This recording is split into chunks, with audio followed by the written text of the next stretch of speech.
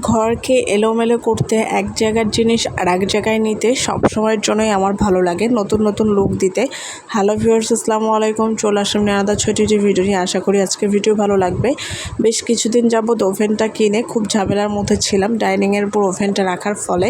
বাবু ডাইনিংয়ে উঠে খুবই জ্বালাতন করে, তো ভাবতেছিলাম আজকে ওভেনটাকে নামাবো। আর যেহেতু ওভেন নিয়েছি, ওভেনের একটু যে কোনো মুহূর্তে যে কোনো সময় নিতেই হবে, তো সেটার জন্য একটু জায়গা বের করে নিচ্ছিলাম। যেহেতু আমার বাসাটা মোটামুটিভাবে বড়, আবার মোটামুটিভাবে ছোটও বলা চলে। তো এলোমেলো আর স্কোয়ার না হয়, বাঁকা বাসা হয়, এলোমেলো অবস্থায় জিনিসপাতি রেখে না দম বন্ধ হয়ে আসে, কেমন যেন অস্থির অস্থির লাগে। তো আজকেই তো শোকেসটা নিব ফ্রিজের জায়গায়, আর ফ্রিজের জায়গায় নিব শোকেসটা, আর মাঝখানে গ্যাপ রাখবো যাতে ওভেনে একটা র্যাক নিয়ে এসে ওভেনটা রাখা যায় খুব সুন্দর করে। তো আমি আমার মতো করে সব কিছু গুছিয়ে নিচ্ছিলাম। এরই মাঝে দেখি আচারের ছাতা ধরে গিয়েছে। লাবিব অসুস্থ হয়, আসলে এক সপ্তাহ কোনো কাজকামই করতে পারিনি, কোনো কিছুই খেয়াল করতে পারিনি। এত স্বাদের আচারটা আমার ছাতা পড়ে গিয়েছে, দেখে তো খুবই কষ্ট লাগতেছিল। যাই হোক, কেয়ার করা, ছাতা ফেলে আচারগুলো আবার রোদে দিলাম। আর এই তো এইদিকে আমি কিন্তু জায়গার জিনিস জায়গায় রেখে দিয়েছি। যেহেতু ওভেন র্যাকটা এখনও নেওয়া হয়নি, তো চেয়ারের উপর ওভেনটা রেখে একটু ডেকোরেশন করার চেষ্টা করেছি। আমার ঘরে যা ছিল সেটা দিয়ে ইনশাআল্লাহ সামনে ডেকোরেশন খুব সুন্দর করেই করবো, ইচ্ছা আছে।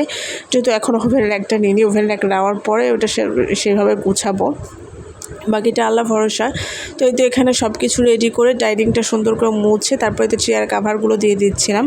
আমার কাছে মনে হয় এই কাভারগুলো পরালে চেয়ারগুলো একটু যত্নে থাকে, মানে ভালো থাকে আর কি, ময়লাটা কম পড়ে। আর এটার রঙগুলোও কিন্তু উঠে যায় একটা চেয়ারের সাথে আর একটা ঘর্ষণে।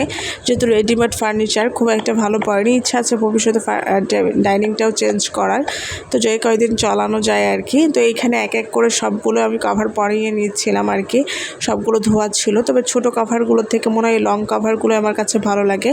তো ফাইনালি আমার রুমটা গোছানো শেষ। এই তো আমি হচ্ছে যে ফ্রিজটা এইদিকে দিয়েছি, সাথে শোকেসটা মাঝে দিয়ে ওই পাশে ওভেন র্যাকের জন্য জায়গা রেখেছি। যেহেতু ফ্রিজটা অনেক চওড়া, যার কারণে শোকেসের পেছনে কিন্তু অনেকটা জায়গা গ্যাপ আছে। তো এখন ঘরটা দেখতেও ভালো লাগতেছে, আবার মনের দিক থেকেও শান্তি লাগতেছে, ফাঁকা ফাঁকা এবং খুব সুন্দর মনে হচ্ছে আমার কাছে। তো ক্যামেরায় কেমন লাগতেছে জানি না, তবে খালি চোখে দেখতে বেশ ভালোই লাগতেছিলো আর মনের দিক থেকেও শান্তি লাগতেছিলো। তো ওভেনের উপরে এটা একটা ফলের হচ্ছে ঝুড়ি রেখেছি, সাথে তো লাবিবের খেলনা ছাতাটা আর একটা মানি প্ল্যান্ট গাছ রেখেছি অরিজিনাল।